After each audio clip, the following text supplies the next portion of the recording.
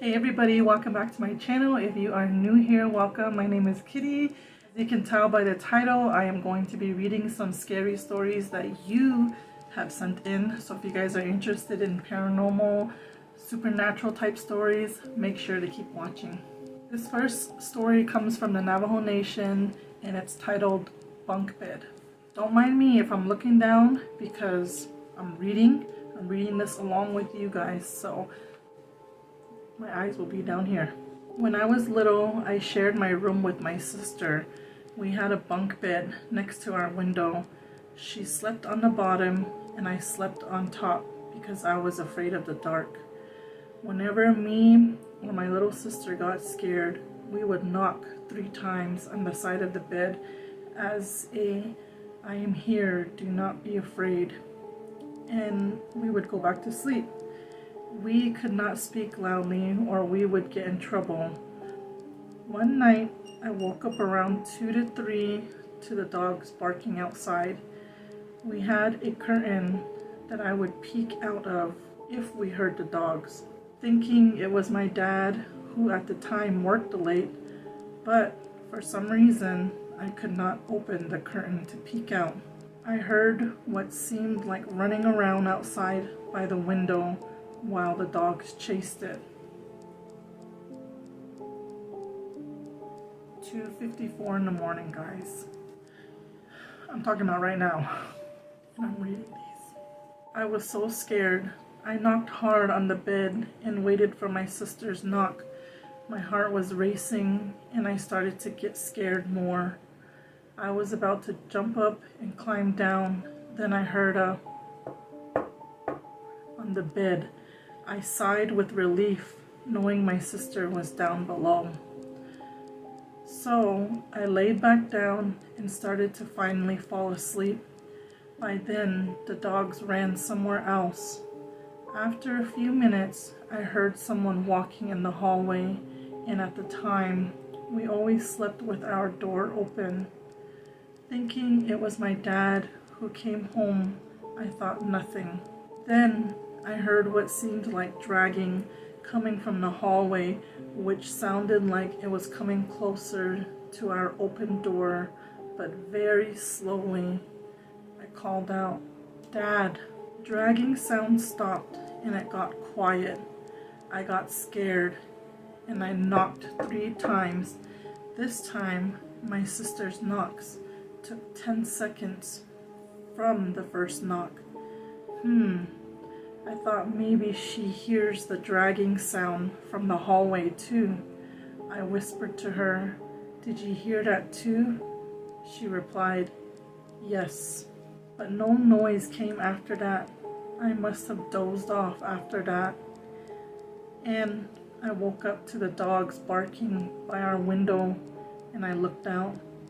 The dogs were trying to climb the side of the house by our window, like they wanted to come in. I got scared and looked in the hallway and saw a tall black figure walk by. I wanted to scream, but I couldn't, so I tried to get up and I couldn't move. Wonder if it was sleep paralysis, but let's keep reading. It felt like something was holding me down to the top bunk. My eyes adjusted to the dark and I saw what looked like a shadow on top of me, holding me down.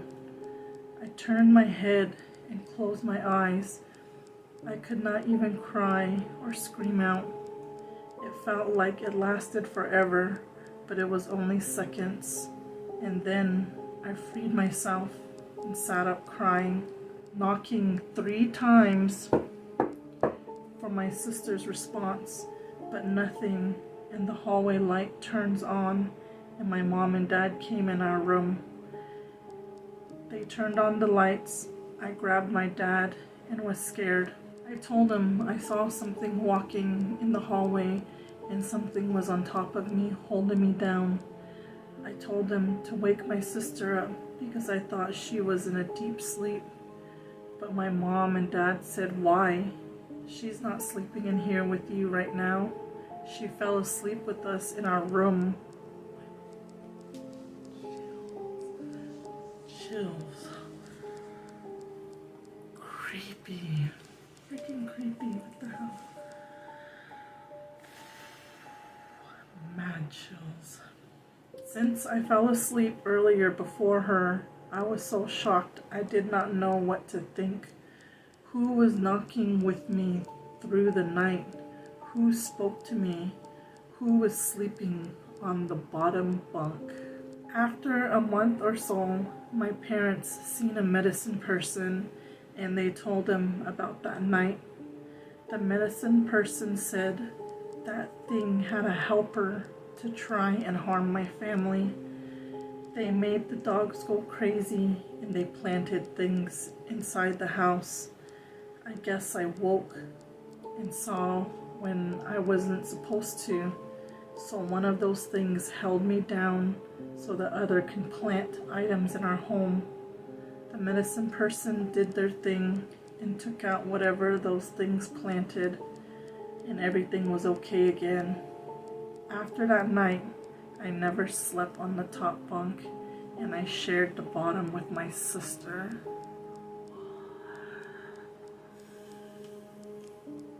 That is creepy. That's creepy. This is coming from the Navajo reservation, and I feel like, in my opinion, that like witching and that type of stuff is very common on the Navajo reservation as opposed to where I come from. I mean, I'm not saying it doesn't happen, but I'm saying it seems like a normal thing. It seems like it happens a lot there on the Navajo reservation compared to where I'm from. But yeah, thank you for sending in your story. That is creepy. Glad everything worked itself out, but I don't blame you for wanting to sleep by your sister after that. This next story comes from the Navajo Nation. Shout out to all my Navajo subscribers, my friends here on YouTube. You guys are, I feel like, on my platform here, a majority of the viewers are Navajo, and I have mad respect for you guys. In Apache, we consider you guys our cousins, and I know it's the same for you guys, but you guys come through and you guys are continuing to share your stories with me, and I'm grateful for that. So, with that being said, let's get into the next story. I am 22 years old. This story took place when I was about 10 years old. The story is about the house my cousin used to live in. Here's a little backstory. Me and my cousin's daughter were about 10 months apart. If you know Native families, then most likely you grew up with your nieces and cousins. Guilty. I feel like Mexican families can relate. Perfect example, my little sister, same age as my kids, but she's my little sister.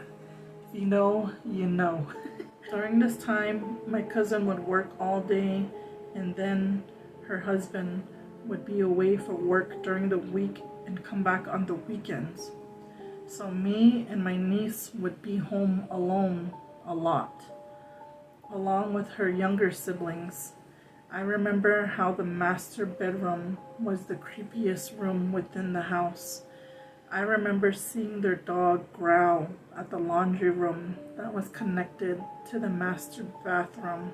Or the time where my niece got a hair tie from her mom's room and ran back because she felt like there was something following her from the room. Major chills, major chills. I need to stop doing these stories late at night, kidding. You're just creeping yourself out. Every once in a while, I remember hearing random taps when I would spend the night. My niece eventually told me whenever her dad was at work, that's when creepy, odd things would happen more and more. I was spending the night at the house. This was during the winter season. We all slept in the master bedroom because the heater wasn't working that well. It was just me, my cousin, and the 3 kids. My cousin and her youngest slept on the bed. My nieces would sleep together on the bed we made on the floor. I remember the space heater that was at the foot of our bed and how the orange glow illuminating pieces of the room. I would wake up on and off throughout the night, either from my nieces taking the blanket or kicking me, until at some point I felt very uncomfortable and restless. I sat up, opened my eyes. I thought that was my niece trying to get warm by sitting by the space heater. Rubbing her hands together and slouched over, I was sure I could see a young girl's face in that orange glow when I would squint. I started calling out her name, trying to not wake up anybody. I asked, "What are you doing? Are you okay?"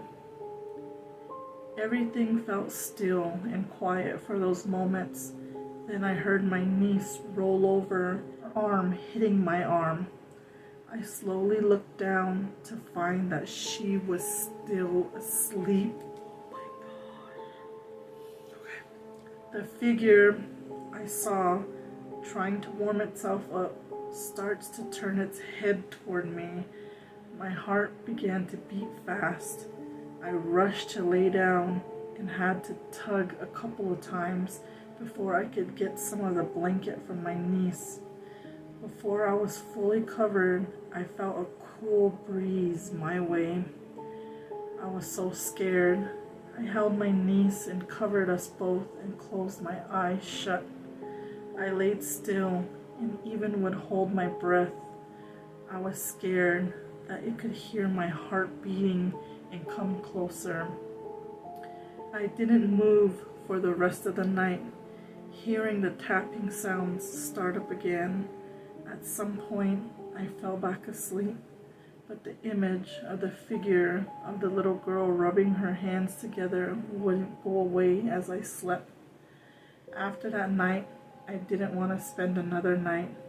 I would cry to go home because I was afraid to see that figure again. Eventually, they moved out of that house, but from time to time, when I pass it, whenever I'm driving, I still get that awful feeling I got whenever I was in that house.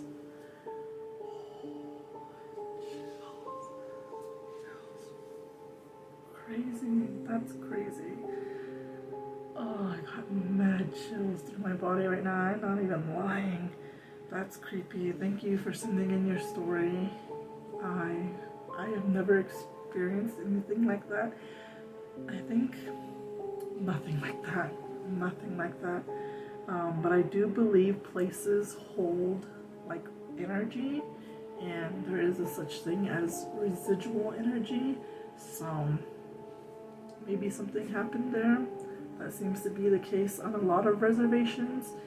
Even on my res, especially like with the housing units, we all know someone who passed away. We all know someone whose home burnt and they didn't make it out alive, or somebody, you know, like there's always something that has gone on in one of those rental units, and it's creepy. I know for sure one of my relatives lives in a haunted home, so thank you again for sending in that video and sharing your story with us. This next story comes from Canada. Hello Kitty, I have a lot of stories I could share. I am just trying to think of the creepiest event to happen, or a story passed down to me. I'm from I'm sorry if I butchered this, Massachusetts, Alberta in Canada.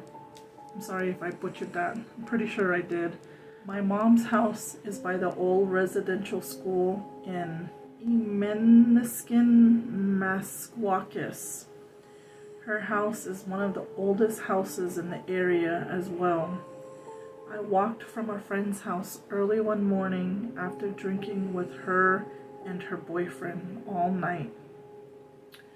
I got to my mom's house pretty early, so I sat on the porch and video chatted one of my friends. My mom was asleep on the couch in the living room, and she heard me laughing outside. She said she saw a smaller girl sitting next to me, watching me. She got up and opened the door. I ended up hanging up on my friend because I thought she was going to be mad at me. Instead, she kept asking me who I was with. I just told her I was talking to a friend. She told me to come inside immediately. I went to bed right away, but the next day she told me about the girl she saw sitting next to me, watching me, and how she disappeared when she opened the door and it was only me. That's so scary. Yeah, definitely. Oh, I got chills again. Why do I do this? I do this for you guys. I'm taking one for the team. But I really need to stop doing these stories at night. I really do. It's not good. Anyway, that story is scary. Definitely has to be somebody, I think it has to be somebody, a kid from the residential school. But definitely creepy. Creepy. Oh, I can't relate. Thank you all the way from Canada for tuning in and watching. I hope you are subscribed to my channel. Thank you for your support. Thank you to everybody who sent in their stories. If you want to send in your story, it doesn't have to be a story that has happened to you personally. It can be a story the family told. It could be a story that happened to your boyfriend. It can be someone else's story, but that you know of well. Feel free to share it. And you don't have to say names, because obviously I'm going to keep you anonymous. But if you want to share your story and help us continue to keep this going as far as the scary story thing, make sure to send yours in. You can send it to my email, which is right here, or you can look in the description box and see how to get a hold of me. Thank you guys for watching. If you like this video, make sure to give it a thumbs up so that I know you are enjoying these videos. We'll see you in the next one.